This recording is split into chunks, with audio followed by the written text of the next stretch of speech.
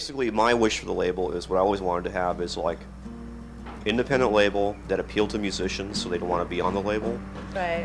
Where they could be experimental and uncensored.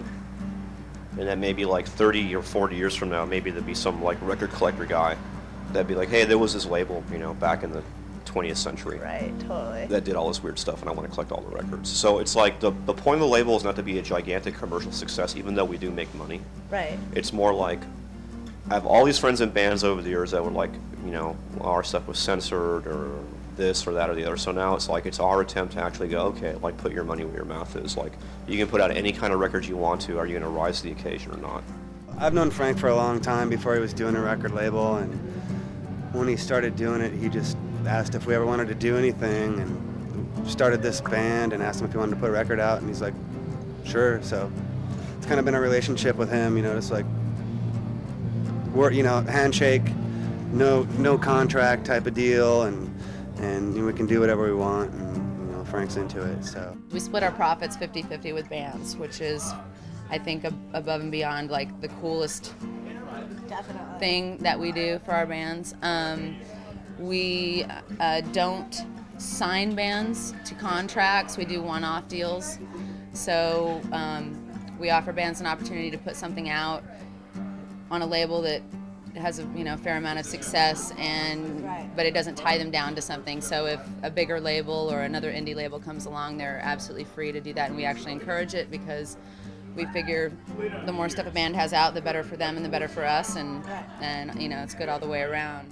Here's like, a guy like Eddie Glass and a guy like me just playing music, and the only buddy who has enough fucking common sense to release some decent fucking music is a label like Man's Ruin. Right. Frank Kozik and Lydia and everybody who works out there. It's a good fucking thing, and you can't fucking go wrong with it, so Yeah. there you go. You feel comfortable and happy? If all my releases came out on Man's Ruin for the rest of my life, I'd be a happy man.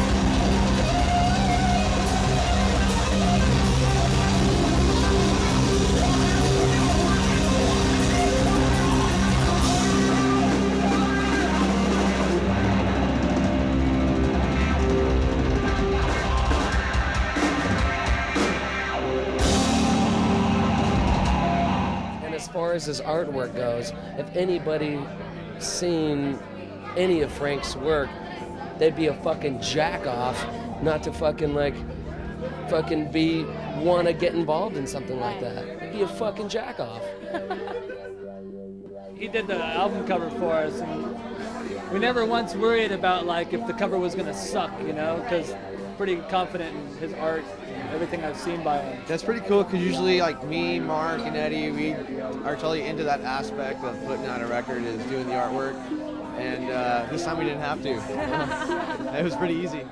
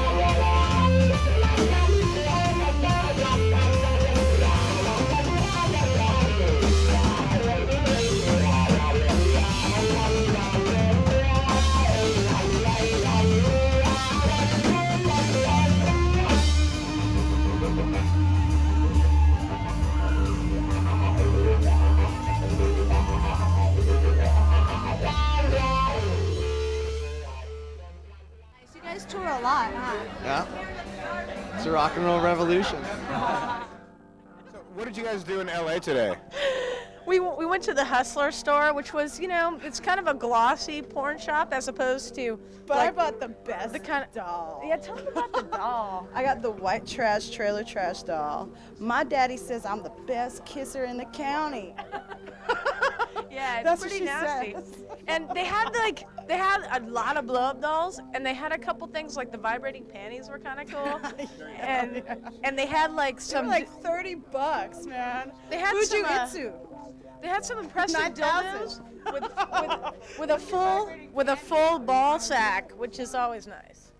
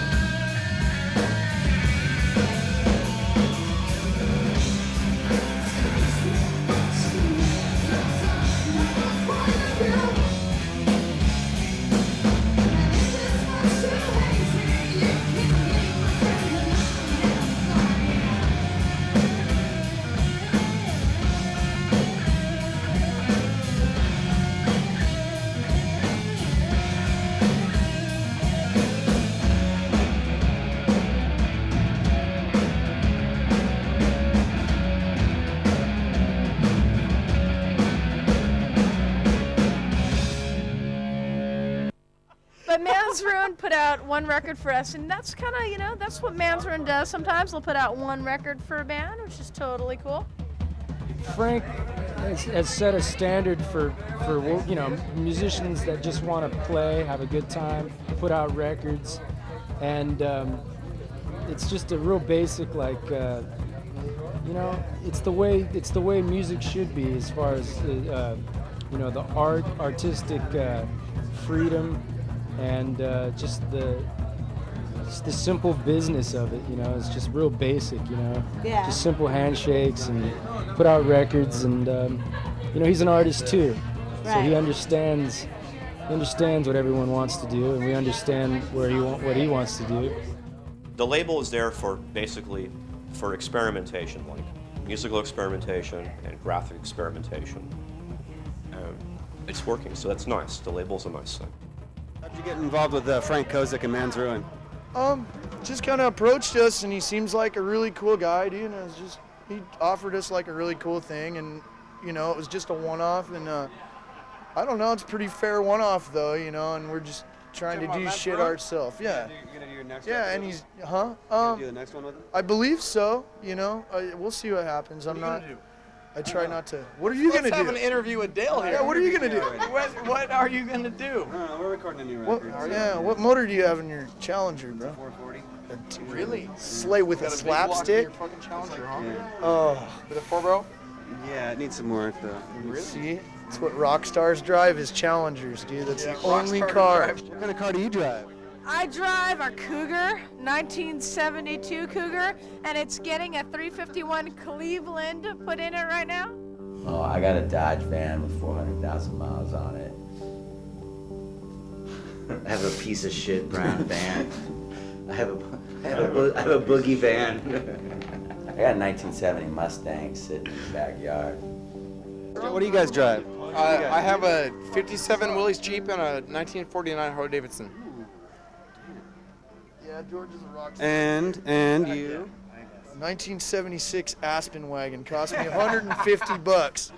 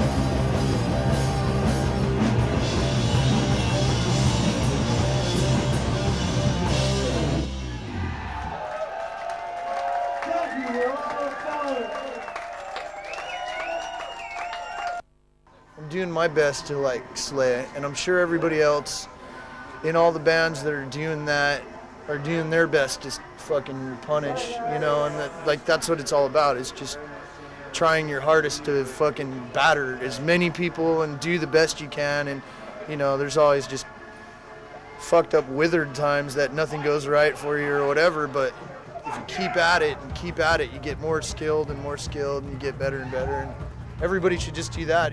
Be in a band, do what you want to do, play the music you want to play, just because you want to play it, and that's all there is to it. Damn straight.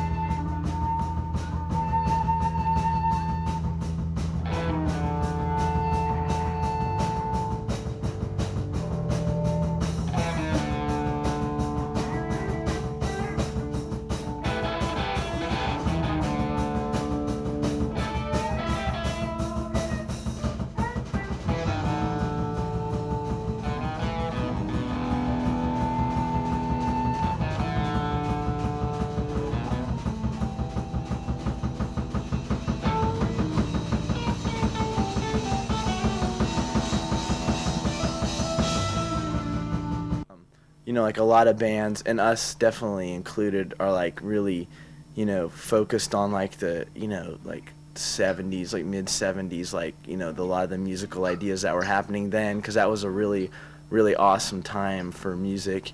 And just like tons of I mean, I don't know, like early ZZ Top, yeah, fucking Mahavishnu Orchestra, Yeah.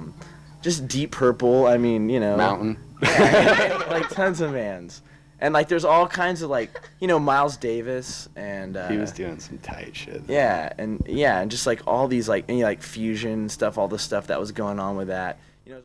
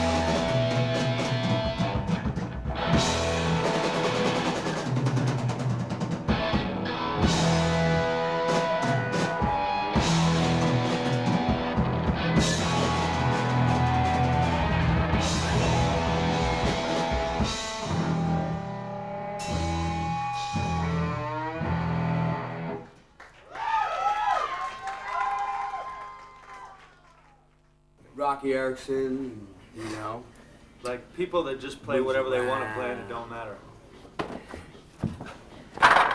You know, people like Greg Anderson, you know, like those are huge. Dude, Rocky Erickson. It's all about Rocky. 13-foot elevators. It's all about the bar chords, you see. The bar chords and the blues scale.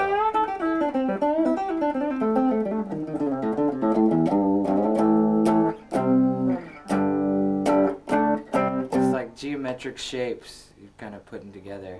Just like Sabbath, Iron Maiden, God, just all Motorhead, you know, just all the bands that like I grew up on that I fucking got into. That's where I learned how to play guitar, like Slayer, like, you know, just metal bands that I was growing up on, you know, a little bit of hardcore.